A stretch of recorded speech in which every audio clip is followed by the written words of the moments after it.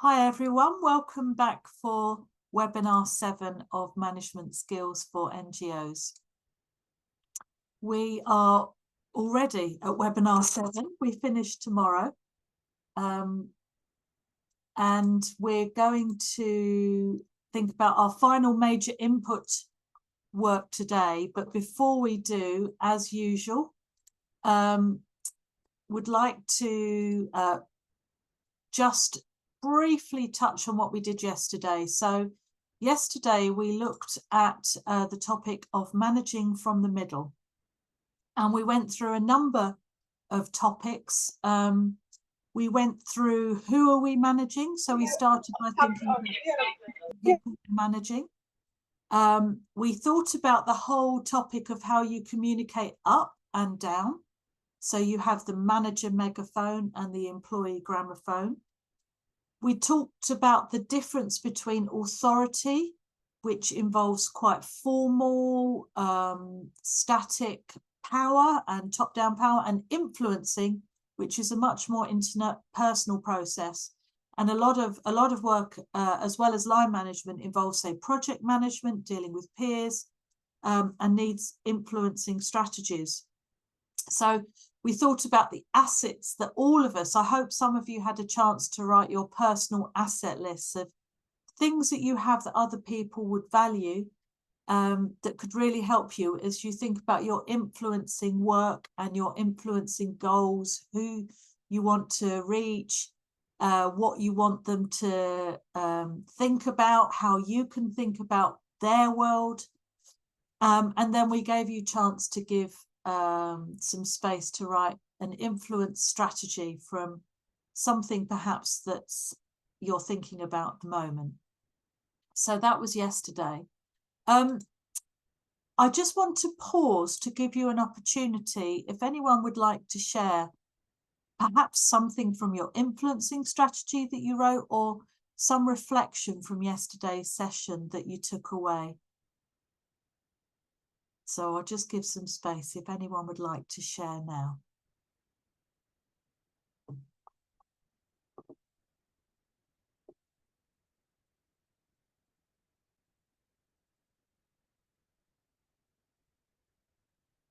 I'm just checking the chat box. I can't see anything. I'll just pause for a few more seconds to give an opportunity if you'd like to come onto the mic or put something into the chat.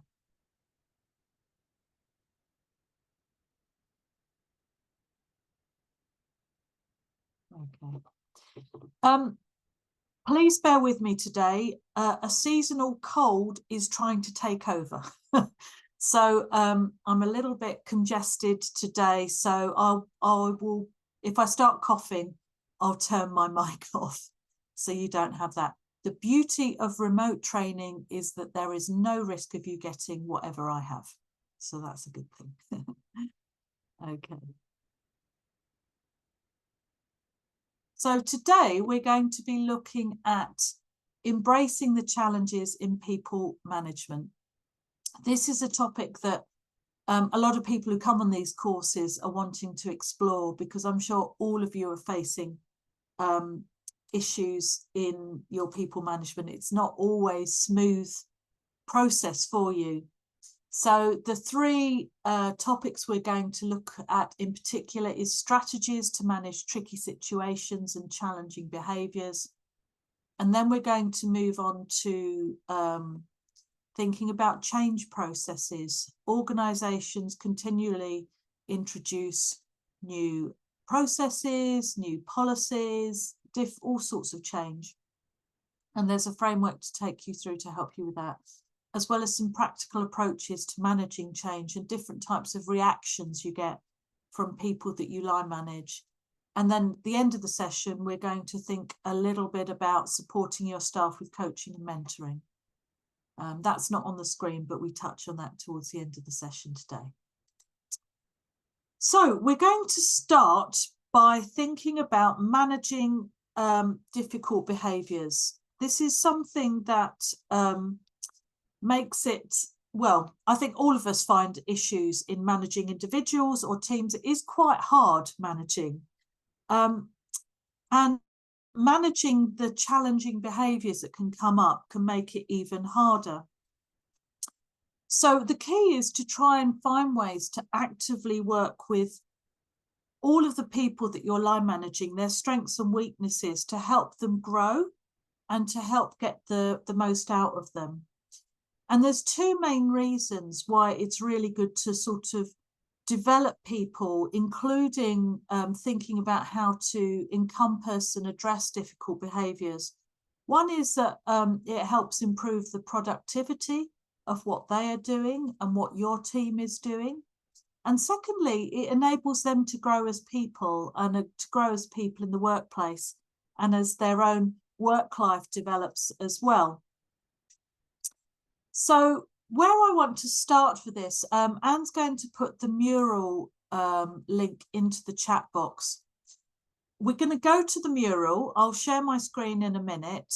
And I'd like you to post up using sticky notes different types of challenging people that you have come across in the past, or you've observed around you, or you've heard other people facing. So let me take you to the mural and show you where it is. If you find webinar 7 at the top, so if on this section, I'll stop screen sharing in a minute, but I wanted to show you where it was. I'll stop share now. And please feel free to list different types of challenging people. There may not be any, but I would be really surprised. So I'm just going to give a couple of minutes to allow you to post them up.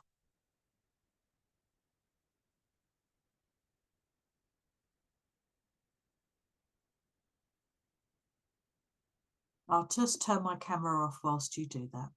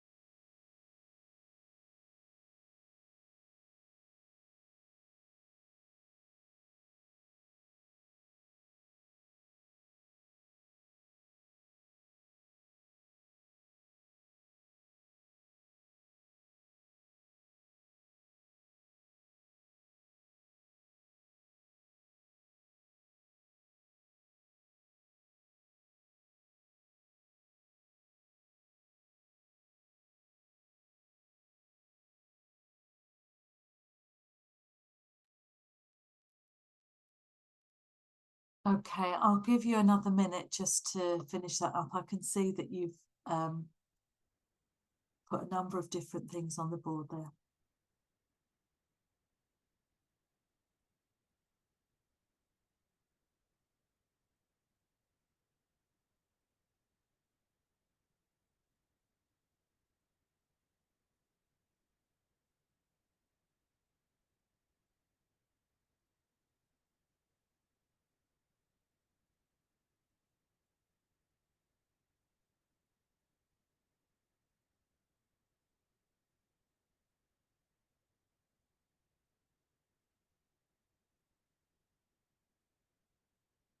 Right, I can see that, yes, you can identify a number of quite challenging people there. So what I'd like to do now is go through some of the common types of people that you can come across in working life. And I think you'll find that some of the ones you've listed are here on this slide. So do you recognize these people? First of all, let's call them people who are know-it-alls. So they come across as arrogant. They usually have an opinion on every issue. And when they're wrong, or when they're challenged, or are shown to be wrong, they can get quite defensive. So a second common type of challenging person that a lot of people come across are, you might call them the no people, because almost everything that's presented, the answer is no. Sometimes it's no, but. And these type of people can come across as being quite inflexible and also quite quick to point out why something won't work. So a third type of person that is quite challenging is, we've labelled them as gripers. So nothing is ever right. And to be honest, they seem to prefer to complain than finding solutions to some really tricky work situations often. And then we have quite challenging people, which are the dictators, who often can feel quite intimidating and quite bullying, very demanding, and they can be absolutely brutally critical. So a fifth type of challenging person, which on the surface may not seem like a challenging person, but actually is, which is people, they don't say no, they say yes to everything. What happens is they say yes to absolutely everything, but then actually you realise sometime afterwards they don't follow through, and so they don't often deliver their work. And what that means is it's hard to trust when they say yes to something, is that yes, it will happen, or yes, I'm just saying yes. So you think I'm agreeing, but I don't at all. I remember actually when I used to live in Tanzania, this wasn't in the workplace, but you had to really think carefully about getting road directions from people, because people like to say yes. And so a number of times when you were new, people would just say yes and tell you things that weren't actually accurate. So you got terribly lost, but people wanted to be helpful. And then finally, people who are very passive can be challenging to manage, because they never offer ideas and you never quite know what's going on inside their heads. So it can be really difficult to know where they stand.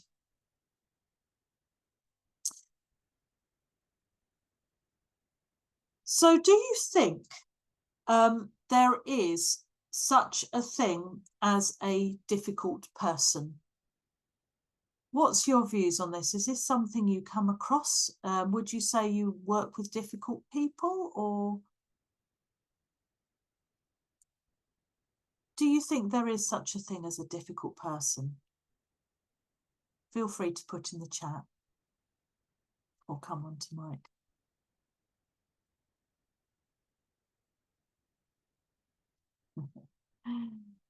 Okay, so I can see that there's some consensus there that there are some people that are difficult people.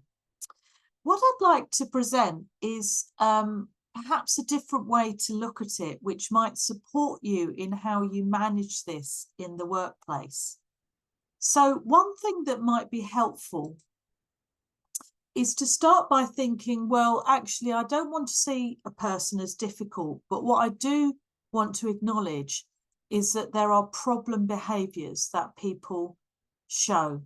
If you remember back to a few days ago, we talked about the onion, and we talked about how inside is someone's personality, and then on top of that is their attitudes, and then the outside is their behaviours.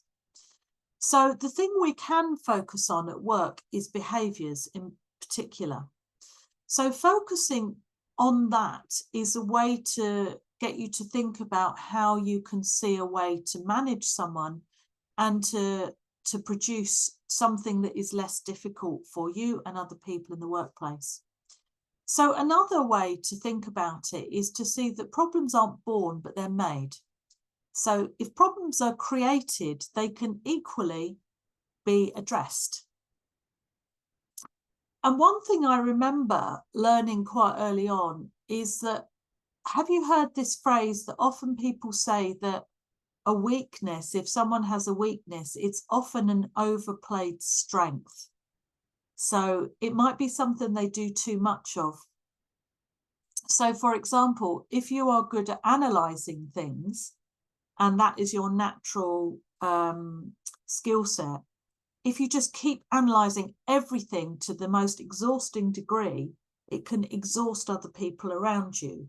So it's a strength. The ability to analyse things is a strength, but if it's done without really being aware of how other people are absorbing and taking that in, it can become a problem to people because it feels quite critical.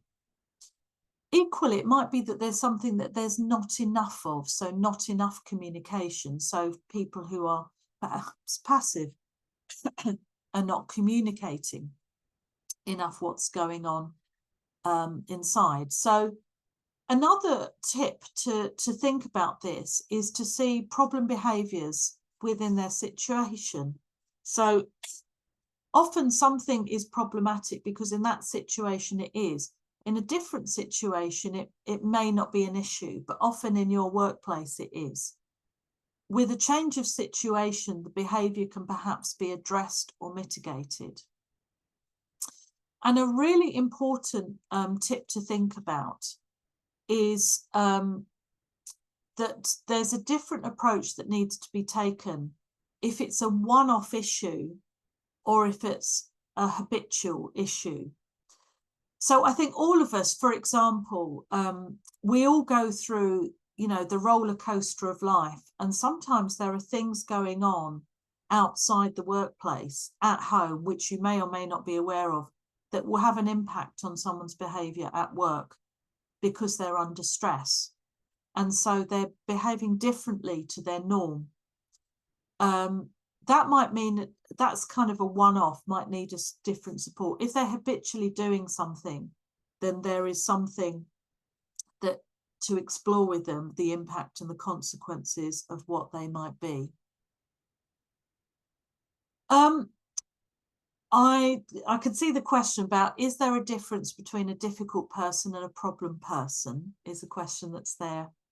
For myself, I think actually the difference to talk about is to talk about the behaviours. So I would probably say difficult person, problem person. That's, for me, I think it would come in the same category because it's talking about person.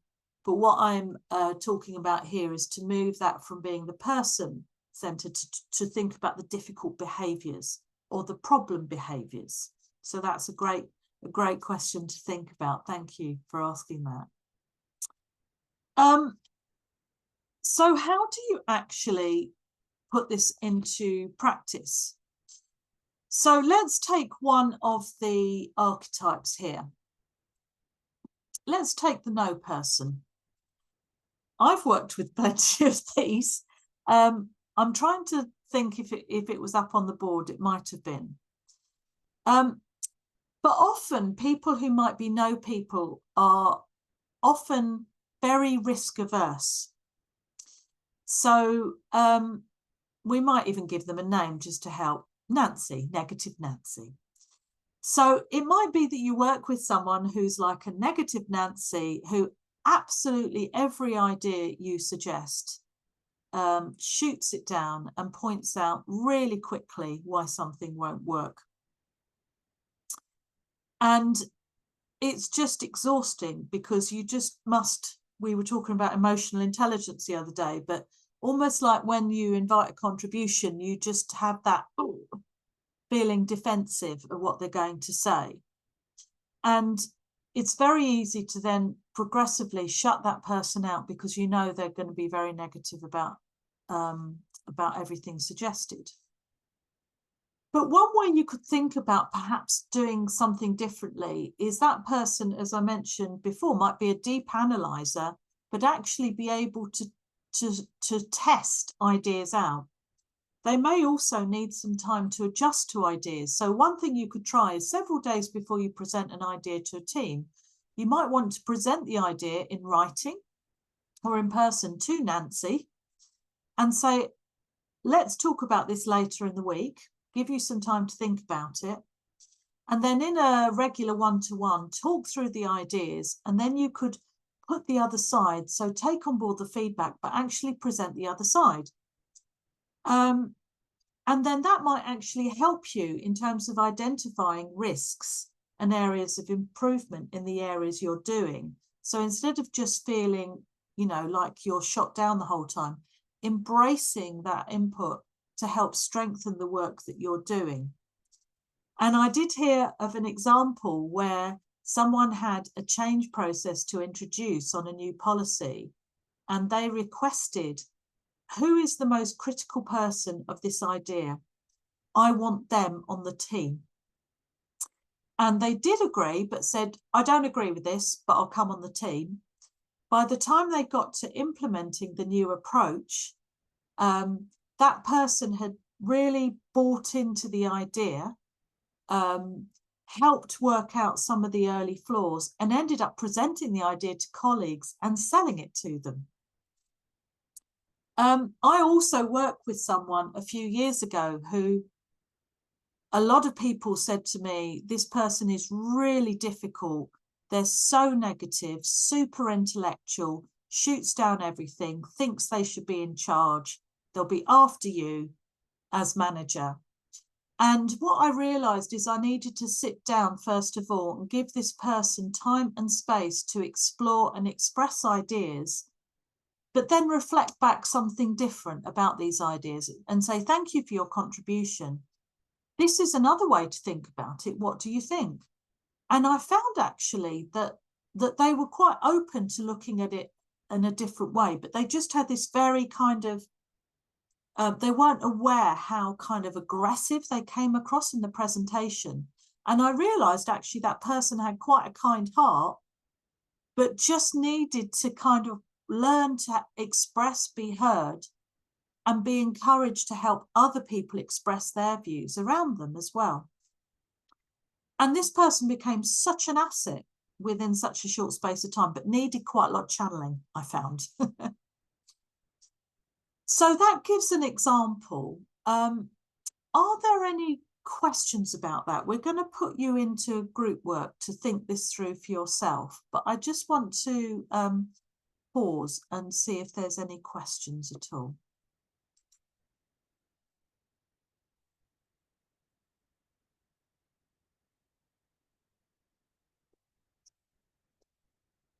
Okay, I've just checked the chat. I can't see any in the chat box. So what we're going to do is we want you to go into group work. Just make notes. There's not, I think this right, it's not a place on the mural for this, is there? No, there is not. So if you just make notes, we're going to put you into two groups, and we'd like you to choose one of the archetypes. They're listed on the mural if you want to see them, and just work through these questions. Because here's the key to management is thinking about what happens. So what are the possible consequences if you did nothing about one of these difficult types of people? And there's the list of 6 for you. They're on the board. What role does emotional intelligence play, do you feel, in managing the behaviour?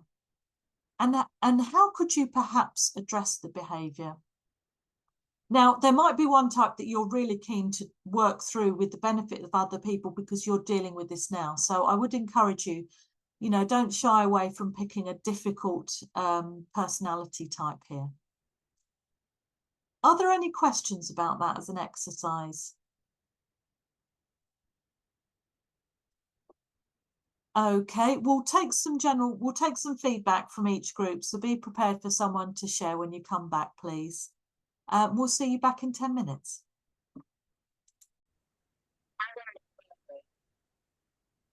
Hi everyone, welcome back. I've just taken Suli's question about from your room about what does a do nothing approach mean. It literally means if you do not intervene, if you make no difference, if you just let it happen, what might happen as a result if you don't intervene in any way, shape or form.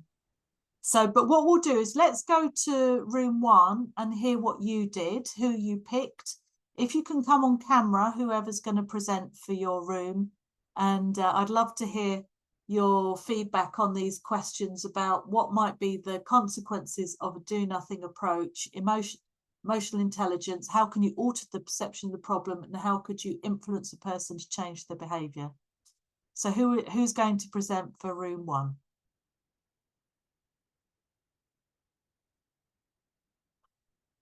Nazika, Manuel or Idara, who would like to present? Idara. Okay. Thank you, Nazik. So we picked up type know-it-alls.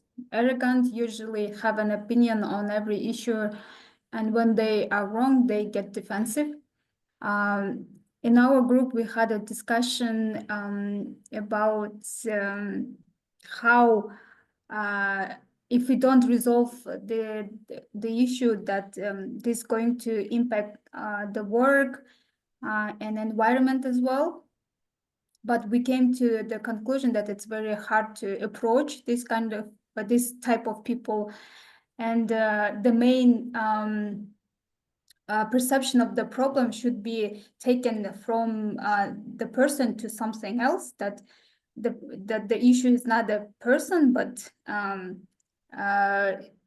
describe it in a way that there is an issue which is connected to the behaviors of people, and we have to work on the behavior, but kind of nothing wrong with the person, something like that. And about influence the persons to change their behavior, we had a good discussion about this, and many kind of agreed that it's very difficult to change the behavior, especially if something is a kind of part of the character of the person. Then you have to work a little bit deeper on the behavioral issue. Overall, if Emmanuel wants to add, or Idara, and we had also Kylene in the group. Yeah, this was our discussion. No, it's great. Does anyone want to add anything? Maybe in the emotional intelligence part, we should be, role model for the difficult people, just to learn from you. That's one. The other is you should put an accountability mechanism. That might also help for some of them. The other might be, it's good to have a good communication with them. The other is some people may not know themselves well, so it's good to help them know themselves well. So their behavior might be the normal thing for them, but they should know how it's affecting the teamwork and the levels, the communication. So it's good to help them to know themselves. Yeah, those are the things we added, I think. They're all great points.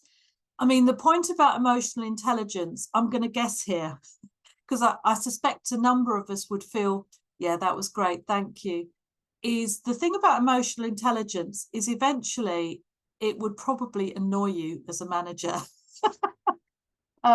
if someone was always doing that. So if you remember emotional intelligence, it was to acknowledge that emotion, think about, okay, what do I want to achieve here and how can I change my pattern? So with it, I think there's a couple of things. One is to validate the opinions. That's fine. But you also have a role. We talked about team dynamics yesterday.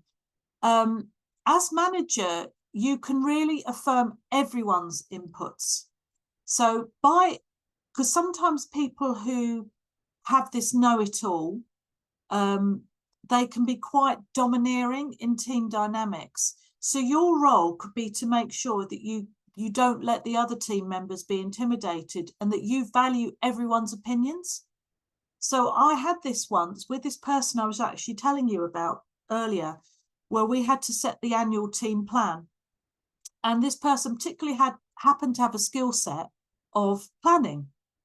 So we had an away meeting and I said, okay, we've got a plan to do. And he said, okay, so this is what the plan should be next year. We should do this, and this.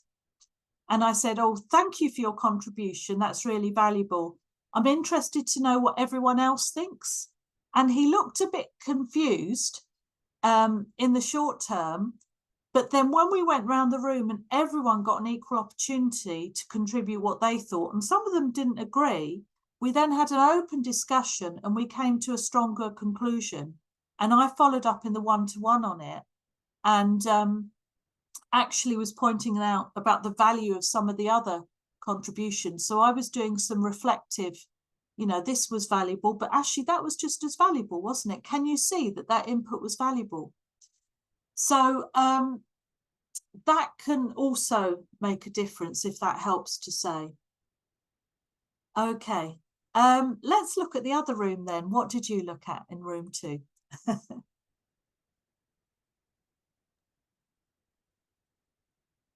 Thanks, Silly. I can add. Actually, we also discussed about know-it-alls, but there's a lot of similarities what we also discussed in the team. But so I can, if it's okay, I can also discuss about yes people. Yeah. Yeah. So yes people, like what consequences of a do nothing approach on these type of people is that they they would continue saying yes, and then if the manager does not talk to them, so that will create not an effective environment, since this type of person would not meet the deliverables, and then although they continue saying yes to everything, all the tasks. So it's better for a manager to review the situation. And then in terms of like emotional intelligence, what does this play? It's basically, again, a manager should be a good role model for those type of people in day-to-day activities or in meetings. Bring some good examples to this type of person. It's really not a big issue, but still it is an issue. Like continuously, if someone continuously say yes to everything, and then it's also good to use no, and then provide some feedback, because it can also impact some other colleagues in the team as well when they continue saying yes. So a manager could use the emotional intelligence skills, like to control that individual. But if it doesn't work, so I would say like one-on-one meeting with this type of behavior from the manager side would be very helpful. Discuss those aspects with this type of person directly, more precise, so making that individual aware of those statements that he or she is making on regular basis, saying yes to everything and then not following everything thoroughly. Basically, not meeting the deadlines may have a big impact in the future. So I think managing a yes person is not that difficult. Maybe some people don't know about this is being an issue. So it's like, but it could have an easy fix comparing to know-it-all people. Yeah, and actually in the short term, the emotional intelligence, because it can make you feel good that they've said yes, it might somewhat disguise your approach of realizing that there might be something. I totally agree with you, actually. That's great thinking about maybe the one-to-one meeting approach. It might be that it could be a cultural thing that they don't like to say no. It could be that they are avoiding work. It could be that they don't know how to do some of these tasks. So one-to-one meeting is a way to explore that. It's also a way to put in an accountability mechanism. Because if there are some tasks, you say, right, what will be the plan for the week on this task when we meet? And it might be you need to slightly increase the frequency of meetings to give very gentle support. So that would, if they're nervous and don't know how to do it, you can give the support. If they're avoiding the work, it's a way to bring in some accountability. But I think, and if it's cultural, then it would be really important not to publicly criticize. If it's a culture where, you know, public shame would be a really bad thing. Some cultures are not like that, other cultures more so. So yeah, I think that's great thinking. Is there anything else anyone wants to say or share about that exercise or about any of the other types? I just would like to add on what Suleiman mentioned for the yes people. I think the Hersey leadership model also helps. We need to have close directing or coaching, be like to follow up and also include deadlines in every yes when the person says yes. Then I think it's a good approach to say the deadline or mention deadline in the emails communication when a task is being asked for. Yeah, and that's a brilliant idea, and thank you for linking it back to the Hersey and Blanchard, but that's a really good idea to use that curve about what stage might they be. Do they need a bit more directing? And then coaching, supporting through. So yeah, that's great. Thanks, Lizzie. Right, what I'd like you to do now is go to your learner packs. Anne's going to put the link in. We're going to go back to Suma. And a conflict that's arisen. So I will share it on the screen. But if you can go to your learner pack, page 12, we're going to go to the case study, part 4. I've popped it up on the screen here.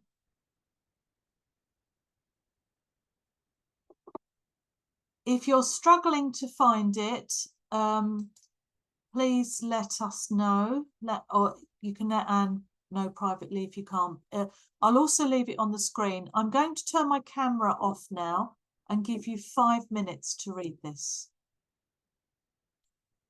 So I will see you back in 5 minutes. What we'd like you to do, so thanks for reading that through, that case study.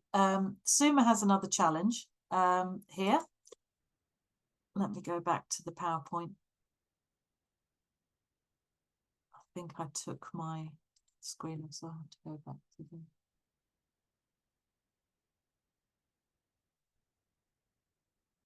So we're going to give you 8 minutes to talk. We're going to put you back in the same groups.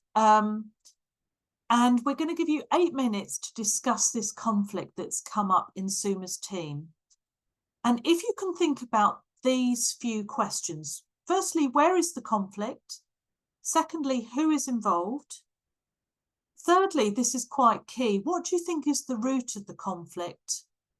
And finally, what would you do if you were in Suma's position? I think we're just going to take notes. I'm not sure there's a place on the mural to... I'll just stop share and have a little look at the mural.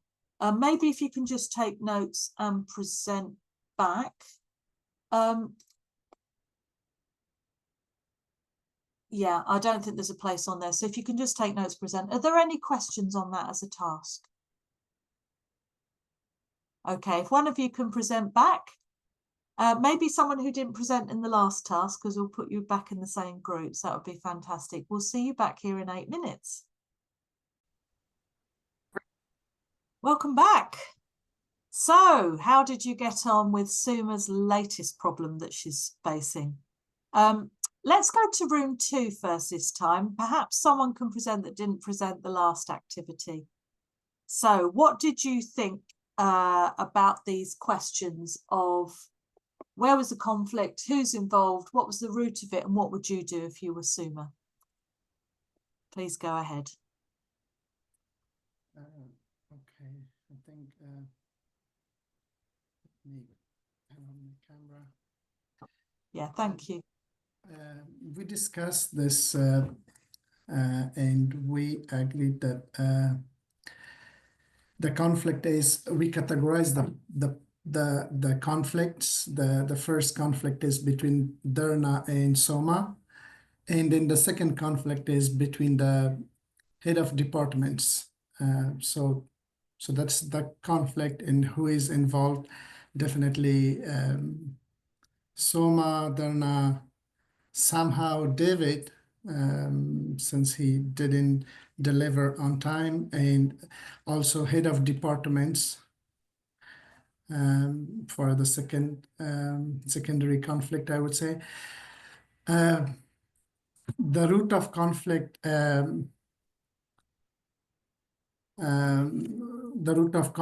is like we discussed, it's lack of Soma's experience, managerial skills. So communication was the main issue between the conflict between Darna and Soma.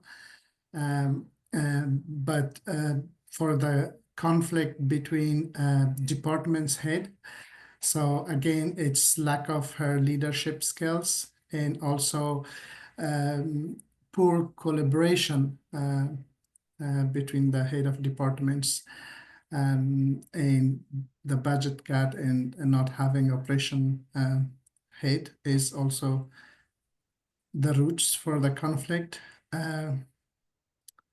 What would we do if we are in Soma's position? So the first thing, we will address the conflict between the conflict with Darna, respond to the email of the executive director, and try to build a healthy relationship back with Darna, and improve communication skills. And also we'll have a meeting with the head of departments, discuss their issues as a secondary conflict, and try to work on team building. So we mentioned we can link it somehow to the those team building stages we mentioned. It's like kind of storming stage. So we try to control the emotional intelligence, and also have clear communication with the head of departments, or establish a clear communication matrix, and address the issues they have between themselves, and delegate. So I think these are the main issues I noted. Suleiman and Shona, if I miss anything, please add. Okay, thanks, Azim. I'm really impressed because you analyze more conflict. So in the case study, the 2 departmental heads, but I think it's brilliant that you looked at the other one as well, because it's quite a tight deadline. So that's great. Thanks. That's brilliant ideas there. I won't give any feedback because I'd love to hear how the other room got on. It might be similar if there was anything different at all.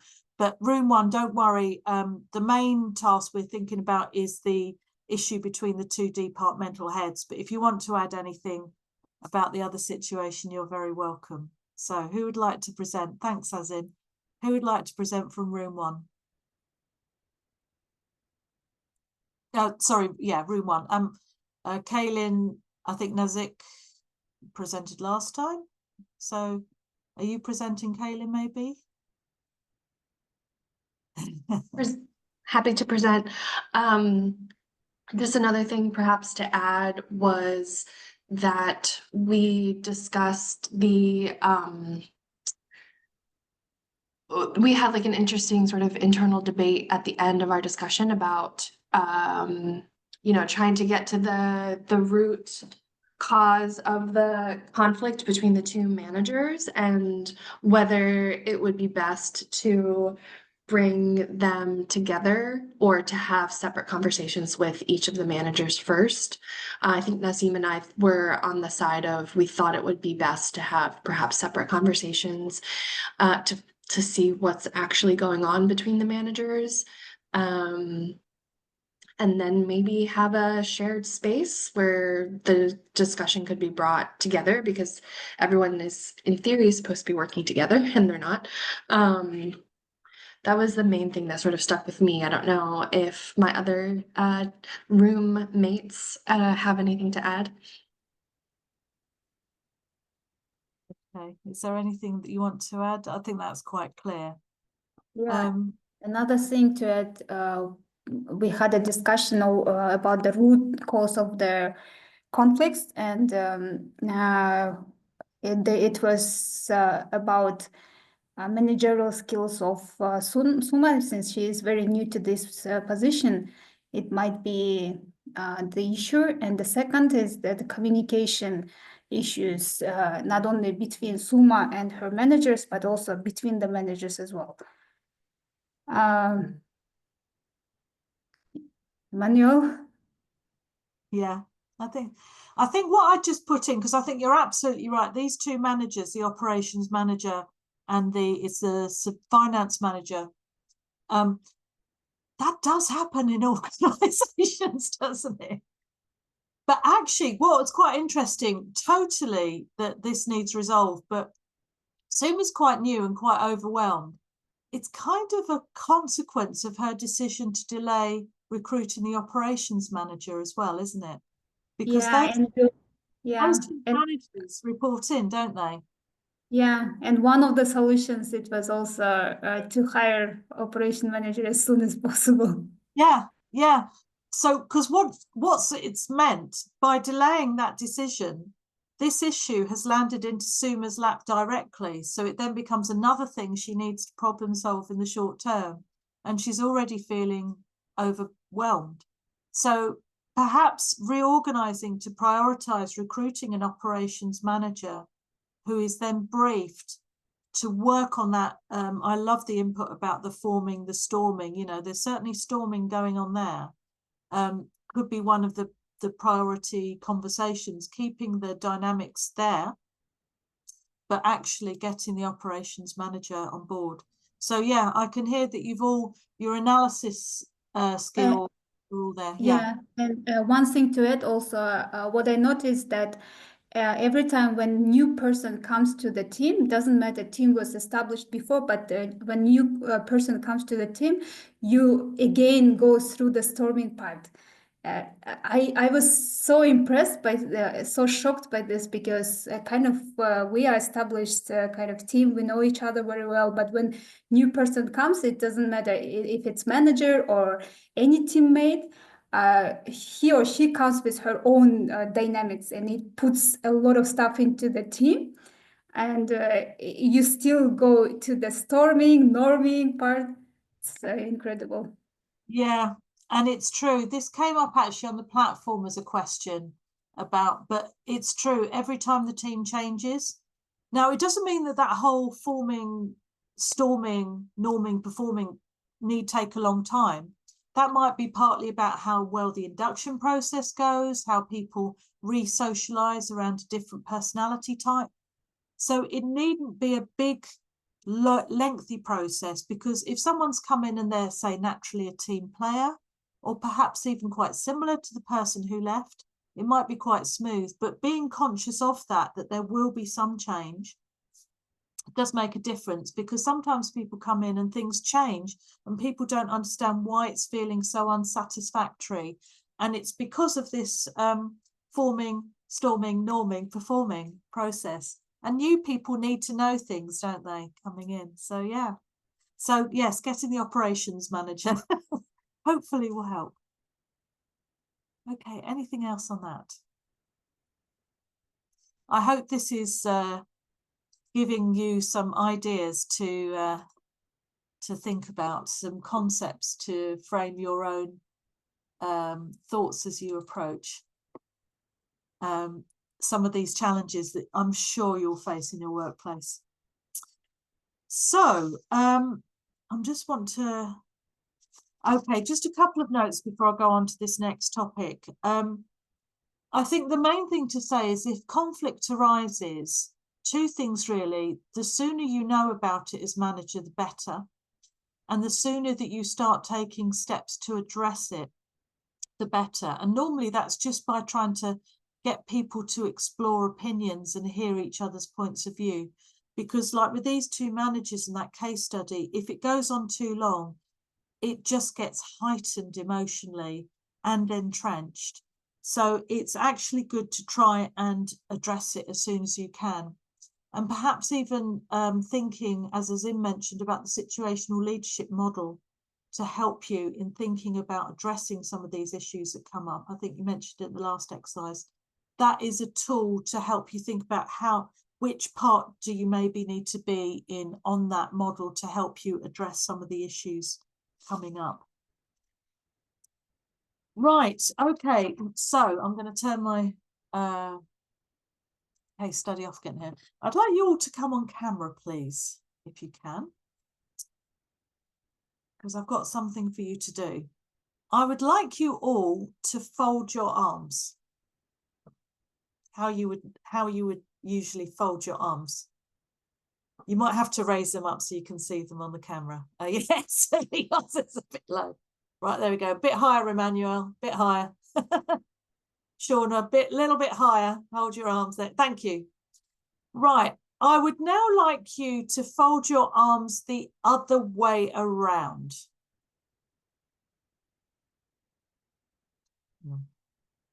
I have.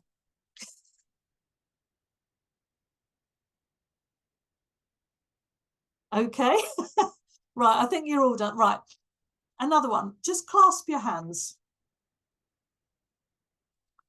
Right, now interlink your fingers the other way around.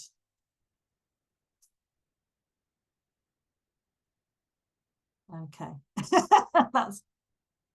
How was that? Was that easy? I always find it really hard on the arm folding. How was it? Was it easy? Was it hard? Confusing. Not easy. Yeah, Right. that is really weird, especially having to hold them up higher. They can see on camera. Yeah, no, thank you, everyone. Stay on camera if you want. If you want to pop off camera again, that's fine. So that's an example of change, isn't it? So that's something you do all the time. So if you're left-handed or right, I've got an extra layer on today. But every time I do that, I can't. I'm left-hander. I struggle with it. And the whole point is that when we're used to doing things a certain way, when we then do something a different way, it often feels strange, a bit weird at first, and it's something different. And those are just very simple actions that we do all the time. So, so this is just a way to get you to think a bit about the topic of change. Because managing change is something that will happen. If it hasn't happened already in your work as a manager, it will happen at some point. New policies come in, new people come in, as we just described. Organizations change. There's all kinds of things that happen. And change is part of organizational life. Things rarely stay the same forever in an organization. So I just want to take you through some principles about that to frame this, and hopefully to give some ideas about this. I think it's good for you to acknowledge that there are different dynamics of change. And this is kind of how human nature works. So first of all, people often feel awkward and self-conscious and ill at ease, like we did with the arm folding. And generally, it's quite common for people to think first what they have to give up. So they might be very happy. I mean, some people may be very pleased to give it up, but some people might be very happy and they're thinking, what am I going to lose because of this change? And it's quite common for people to feel quite alone in that. Even if everyone else is going through the same change at the same time, they can feel quite isolated. People have different capacities of how much change they can handle. Some people naturally embrace it. Some people really struggle with it, but everyone has a limit of how much they can handle. And likewise, people are at different levels of readiness for how much change they can handle. People are often concerned they don't have enough resources, both financial, but also time, capacity. So I still have to do all my job and I have to do this. So that is quite common. And generally, there is this thing with people talk about new habits, that just a habit in our everyday life, they often say, I think it's 30, you have to do it 30 times before it becomes a new habit. And likewise, it's not pressure so much, but if the momentum for the change, maybe a new policy, requirement to do timesheets, for example, unless people are required, they'll go back to what is they're used to generally and is in their comfort zone. I have to confess, when I went into an organization in 2003, they all used electronic calendars. I didn't want to. And I found every way to avoid it and keep my paper diary. And I managed for 18 months. And then I was forced. So I recognise the benefits of it, but did I want to change? No. So that's my own personal confession. So when you think about change, one way to think about it is, we've talked about emotional intelligence, and this feeds in terms of there is an emotional process to do with change. And this is, some of you might well have come across this. This is a Kubler-Ross change curve. It actually comes from bereavement counselling, because when people go through change, there is a form of bereavement that people often feel. So on the bottom axis here is time, and on the side axis is people's morale and competence about the change. And the thing about change, just to say in terms of the dynamics of change that I mentioned, one way you can really help your staff is by going first and leading the way on a change that needs to come in.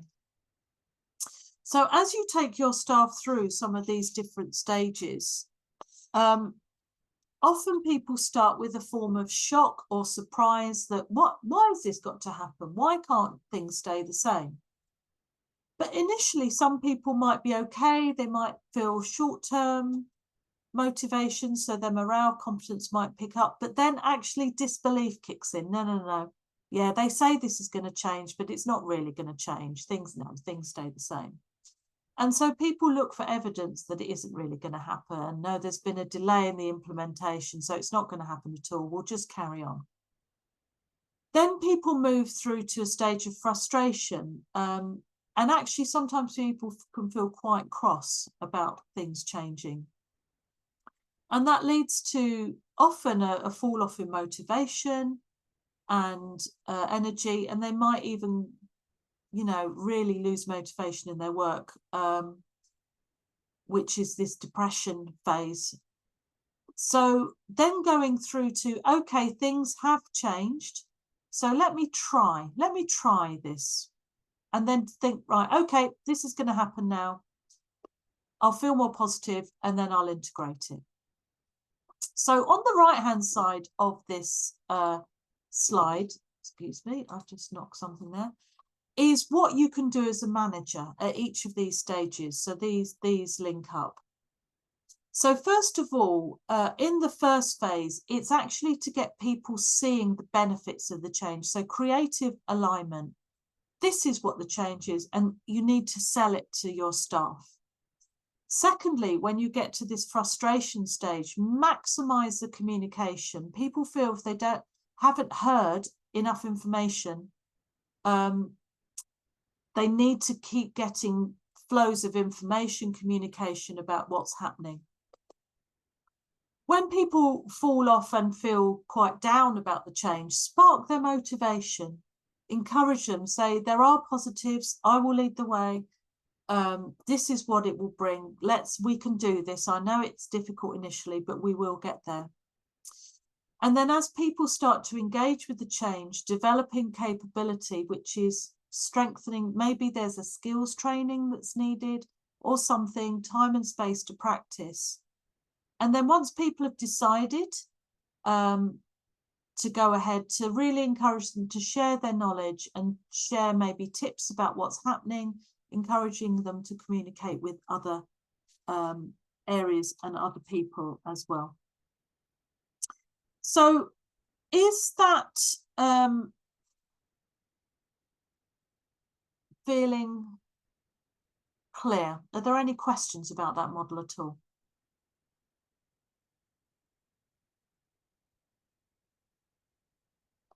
I'm just checking the chat box. Right, I can't see anything. Okay, so if you've got that in your head, then there's one other area I'd like to introduce to you today about change, which is generally how people also tend to react to change. There tend to be 4 change archetypes. First of all, you have people who are active acceptors. So they accept the change and actually they're quite vocal. They might agree or they might say, okay, I will give this a go. I'm going to embrace this change. So you know that they're accepting. Then you might have people who are actively resisting. They say, this is terrible. Why are you doing this? And they might put up quite strong arguments and resistance to the change happening. And then down here and the bottom is people who are passive. You don't quite know what they feel about the change, but some people will be accepting but not vocally, and you kind of might realize because things have, you know, they've started doing it, but they're quite passive.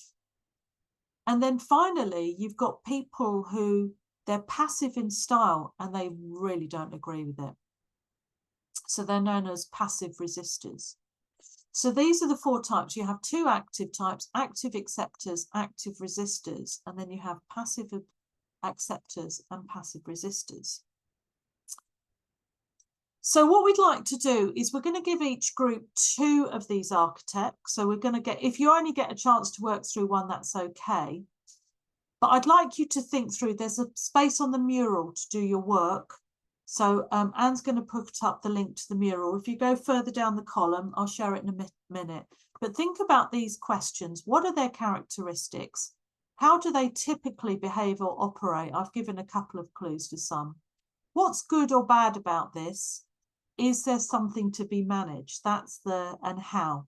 That would be really good if you manage to get that in your group work. What we're going to do is we're going to allocate one group the active acceptors and the passive resistors, and we're going to give the other group the active resistors and the passive acceptors. So what you need to do, I'm hoping that the group names will be named that, Anne, that you can put their group names on that. So room 1 will have 2 of them. I'm just going to go down the mural here. So you have a table here. So is room 1 active acceptors and passive resistors, Anne? Room 1 is, yes. So room 1, that's Emmanuel, Kaylin, Nazik. You have these 2 columns. If you may only have time to do one, so pick which one you want to do. But try and see if you can get through. And then room 2, you have the 2 in the middle. See what you get through with the questions, and we'll take some feedback at the end. Any questions about that? Okay, we'll see you back in 8 minutes. The time is Welcome back. I can see you're working you've worked super hard. It's very time tight. Let's go straight to the room one. I could see you worked on passive resistors first. So would someone like to present?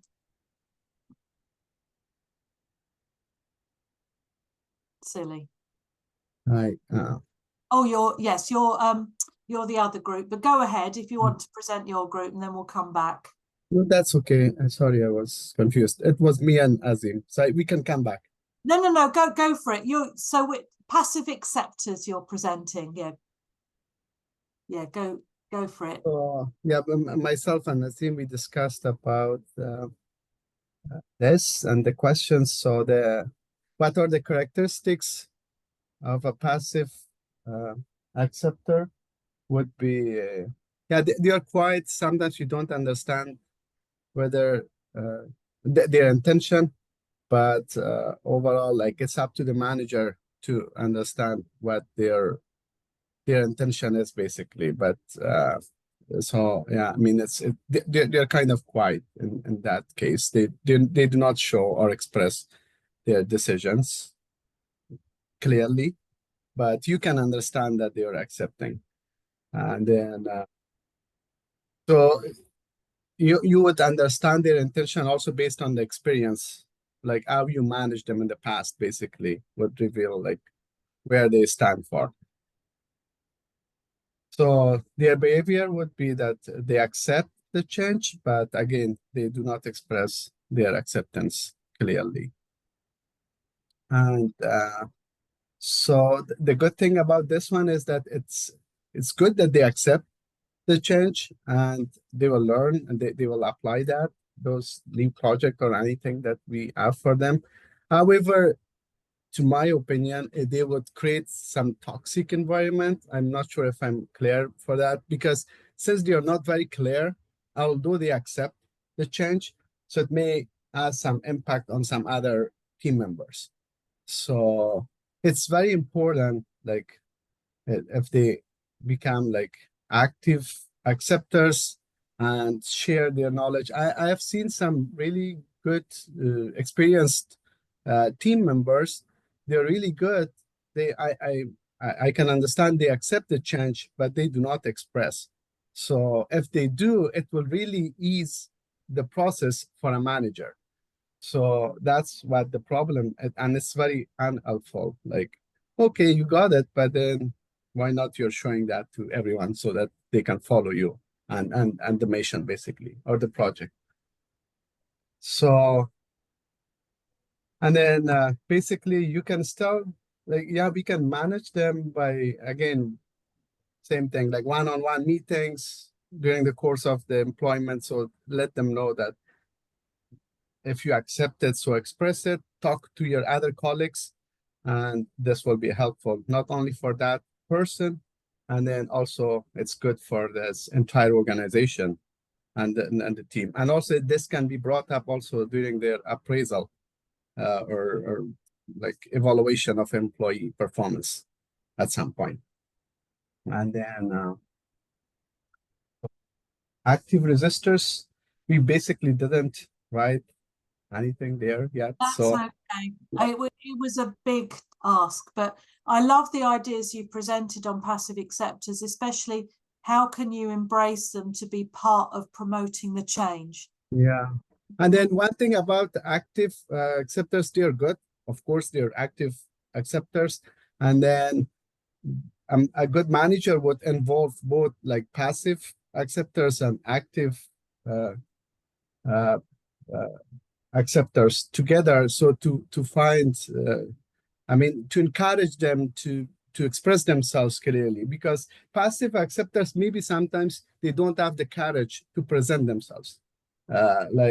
These active acceptors can help them, maybe motivate them, or even the manager that, okay, you accepted, great, but you don't have to worry or have any concerns. Say out loud. There's nothing harmful. But again, I think a manager will play a huge role encouraging, motivating their people, those passive acceptors to become more clear and express their plan or acceptance, basically. Yeah, that's brilliant. Thanks so much. Great work, the two of you. Let's flip to the other group. Sorry, just I wanted to add one thing before the next group starts. Please. I want to share one of my personal experience in one of the NGO I saw. It might be a very exceptional case, may not be the case in Change General happens like that, but it was very interesting to me. There was a change, a big change in the system. We brought a new system. We stopped working on the previous one. But there was one country they were resisting. They were active resistance. It was very difficult that they accepted. They were not ready to accept. Always coming with different issues, troubles, try to push back the change. But in fact, in the progress of work, we noticed that was the only country that they were working more than others on these changes. Like they were kind of passive acceptance at the same time. So it was like one team having both characteristic, passive acceptors at the same time, active resistors. How interesting. That's a really interesting observation. Thanks so much for sharing that. Perhaps part of the active resistance was them working through. So they actually had accepted, but they were actively, how interesting. Thank you. Okay, thanks. That's really valuable. Okay, let's head across to the other group then. I'd love to hear about the passive resistors. And then where you got to on active acceptors. Who wants to present from your group? Nazik, Kaylin, Emmanuel.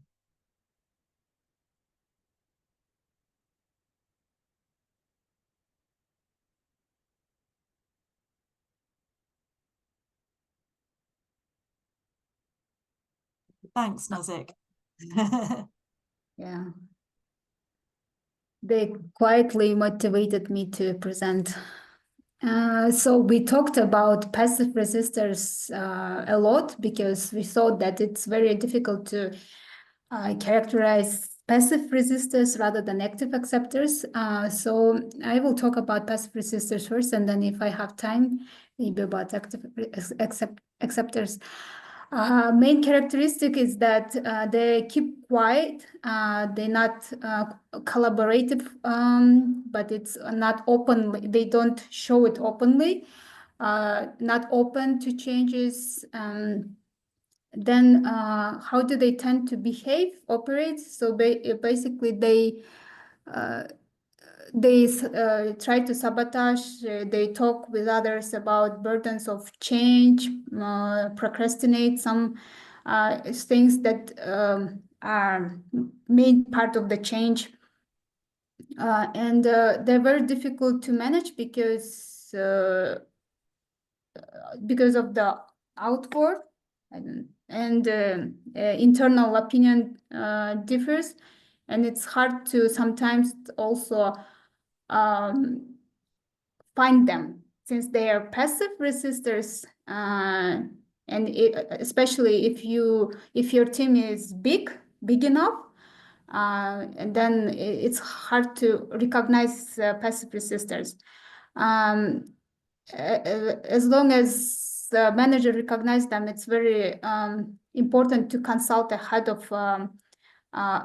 with these people, ahead of announcing the change with these people.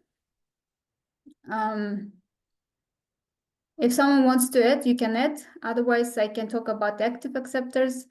I think it's easy part because you can easily identify they're enthusiastic, they're happy, very collaborative, hopeful, open. They openly say they like the change, they embrace the change.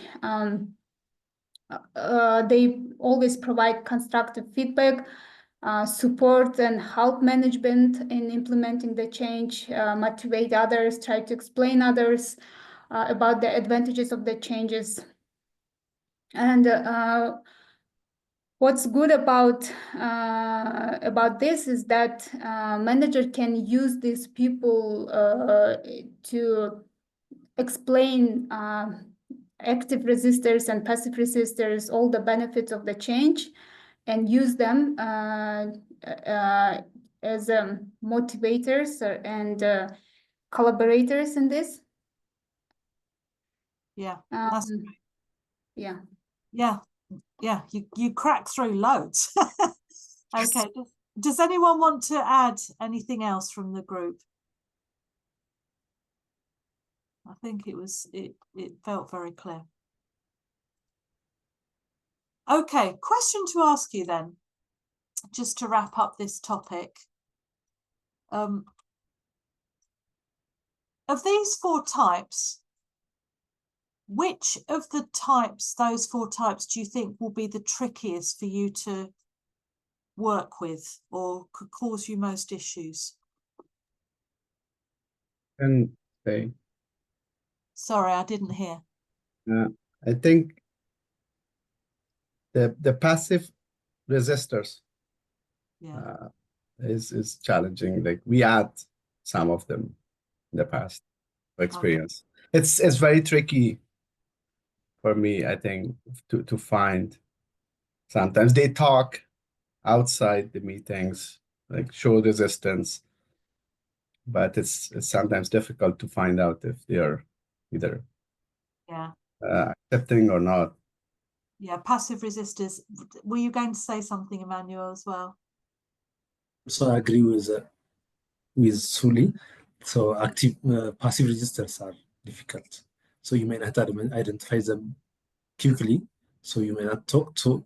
With active resistors, you can dialogue, you can explain, you can do many things because they show up, they come to you to resist, and you can dialogue. But passive, it's difficult to find those passive resistors, even to discuss with them. Yeah. And although active resistors are also tricky, there's a phrase that you might have heard, that passive resistors tend to manufacture the bullets that the active resistors fire. And because because the active resistors, it's difficult, but you know they're resisting. It's finding out what is going on. So those strategies you were thinking about, the passive resistors, I would encourage you to look out for those as you look at change processes. Your energy might be drawn most to the active people because they are presenting, but you need to reserve energy for the passive, especially the passive resistors. Okay, thanks. That's brilliant. I'm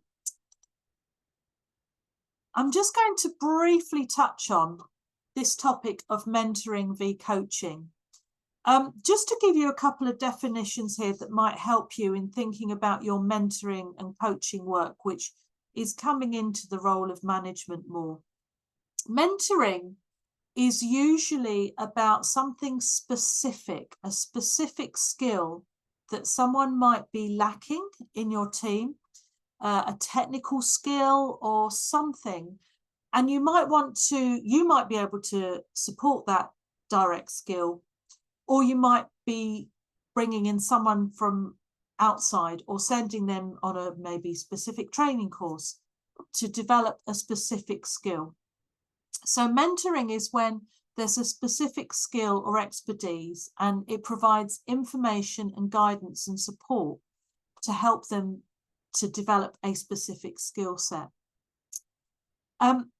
Coaching is often, well, in this context, is thinking about if someone is needing like behavioral development or support. So it might be something that they need to achieve their full goals. So it's not necessarily a specific skill or specific competency that you might send to someone for training or cover yourself, but rather helping staff that you line manage unlock their potential in the workplace. Don't feel this needs to be life coaching, by the way, but coaching in terms of kind of habits, skills, approaches that might help them do their work more effectively. Often complements a technical skill set, but some of those softer skill issues. Does that fit? Is that clear to you? Are there any questions about that at all? About the difference between mentoring, which is about supporting specific skill gaps, and coaching about habits and development of people in the workplace? I'm just checking if there's any questions.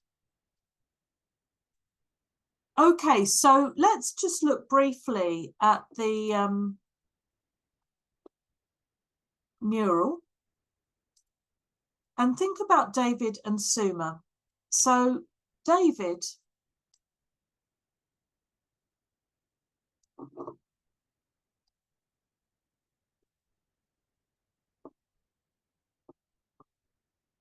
right, so let's think briefly about David and Asta. If you remember this 10-day project, David is a capable person but overcommits. And Asta has approached Suma and says she would like to improve her presentation skills.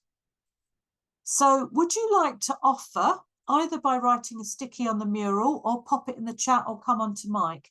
Let's start with David. What approach might he need? Might he need a mentoring approach or might he need a coaching approach?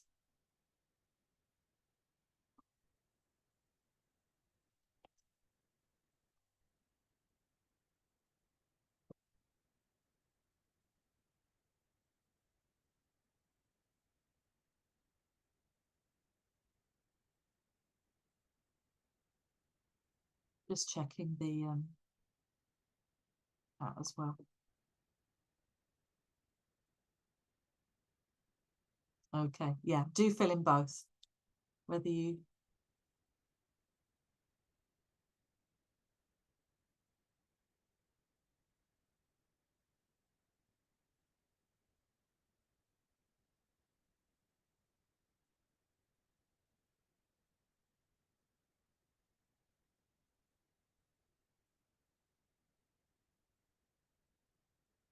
right, so I can see there we're getting similarity of opinions.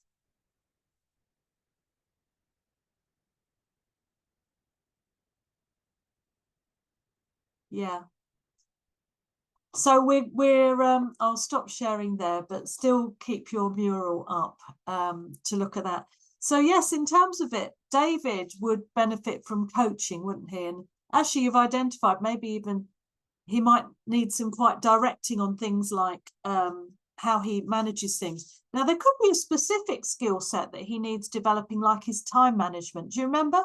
He's not very good at meeting deadlines. So he would benefit from coaching about how he can be more structured and realistic. He's a very good technical expert. You might want to consider sending him on a time management course to be mentored on how to do time management. But generally, yeah, coaching approach is there. And then with Asta, I can see that you've said about she wants to improve her presentation and speaking skills, and that's a mentoring, that's something specifically. When I was very new to working life, my first job was corporate fundraising I was in my 20s, so a long time ago. And I was sent on a public presentation skills course, and it was amazing in terms of helping me feel more confident in presenting the organisation's case to company donors. I can see that someone's put coaching and directing under David. I'd love to hear your thoughts about that, if whoever wrote that would like to share.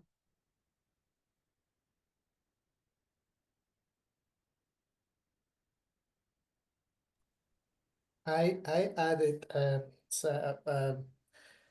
I remember it from the first day we worked on that.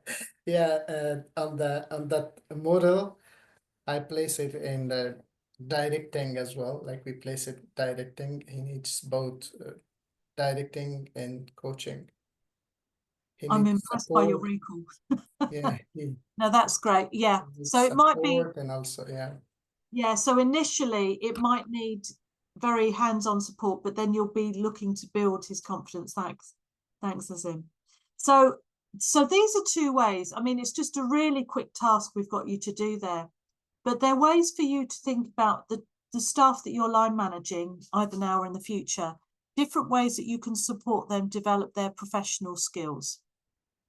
It might also give you some ideas of how you might want to approach your own line manager and whether you want coaching or mentoring support as you develop. So we've just got a few tips on that just to finish off for today.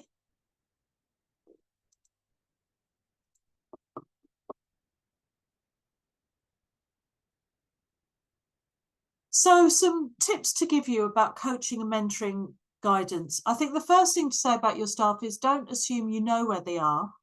So you might want to check in and ask them what their interests. So you might observe some things, but maybe have a conversation around this, you know, skills development, support in the workplace. Let them move stage by stage.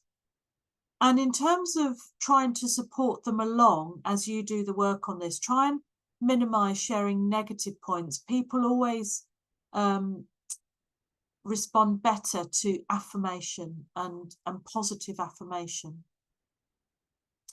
It might be that they have to acknowledge that as they develop, some things might be lost along the way. As people move from technical advisors more to management skills, as you're learning on this course, there's a different skill set. And if you remember Suma, one of the things she was struggling to let go of in her new job was hands-on technical work, which she loved and was her comfort zone. But her role was moving to something different.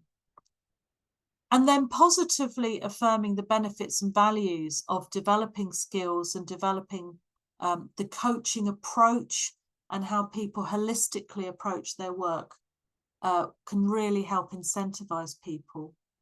And also manage expectations. Not everything will be achieved straight away. So there might be short, medium and long-term steps that you put into place. The other tip is just often people hope for the organisations to change within this, but the people you're working with are the individuals. So actually within this, the individuals are going to be the ones to change rather than the organisation. Any questions about that at all?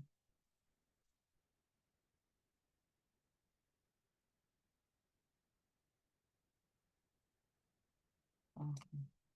So we're at the end of webinar 7. Tomorrow is the last day.